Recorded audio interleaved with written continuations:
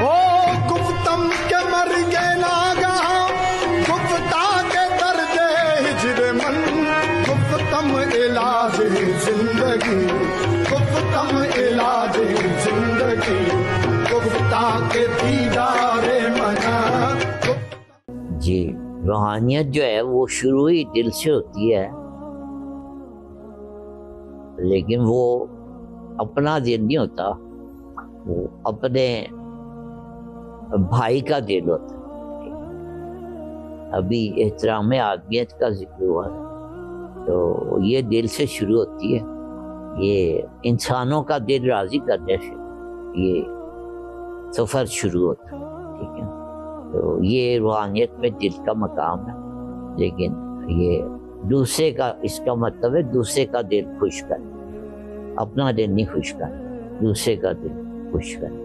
تو یہ یہاں سے جو ہے نا، تو یہ میرے مرشد کا بھی فرمان دربار شریف پہ لکھا ہوا ہے کہ اللہ کے گھر کا رستہ مومن کے دل کے دروازے سے شروع ہوتا ہے. تو روحانیت جو ہے وہ مومن کے دل کے دروازے سے شروع ہوتا ہے. اب وہ مومن جو ہے وہ آپ کا مومن بھائی ہوتا ہے. جی یہ جو بابا حضور دل کی بات کر رہے ہیں، یہ اس کا مطلب ہے کہ آپ کا جو باطن ہے اس کو عبادت جو ہے نا باطن سے، باطن کو عبادت کریں. اس کو اس طرح سمجھ لیجئے کہ ایک خاتون تھی جس کی شہرت اچھی نہیں تھی، وہ سڑک پہ سے گزر رہی تھی. تو اس زمانے کے ایک بہت بڑے مفتی تھے، وہ بھی سڑک سے گزر رہے تھے. تو وہ ان سے ٹکر آ گئی، نادانش ٹکر. تو انہوں نے اس کو جو اوئے اور جو اس کا نام معاشرے میں تھا وہ لے کے اس کو کہا کہ تو دیکھ کے نہیں چل. تو اس نے جواب دیا کہ میں جیسی ہوں ویسی نظر آتی، تو جیسا نظر آتا ہے کیا تو ویسے ہی ہے؟ تو یہ ہوتا ہے ظاہر اور باطن کا. ظاہر جو ہے نا وہ یہ حدیث مبارکہ ہے بلانا کہ ایک وقت آئے گا کہ علماء کرام جو ہے وہ اپنے لباس سے پہچان ہے نا. یہ ایک زمانہ آئے گا کہ علماء اپنے لباس سے پہچان. اس کا کیا مطلب ہے؟ اس کا مطلب یہ ہے کہ صرف لباس رہ جائے گا، علم غائب ہو جائے گا.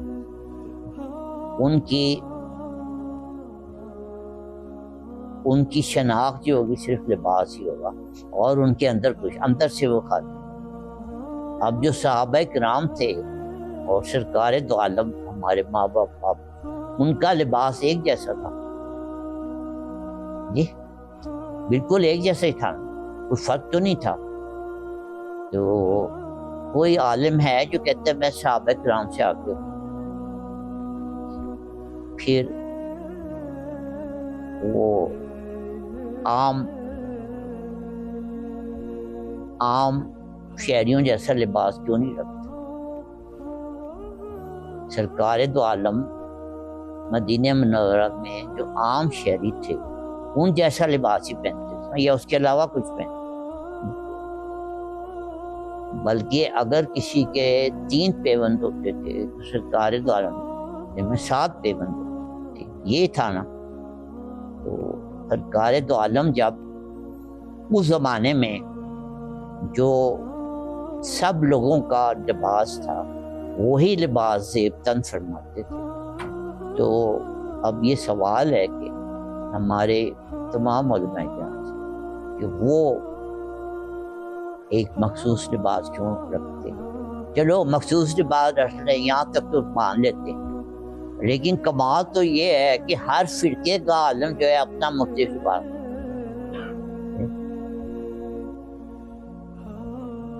پگڑی بھی کوئی رکھتا ہے تو اس کا اپنا رنگ رکھتا ہے. جی یہ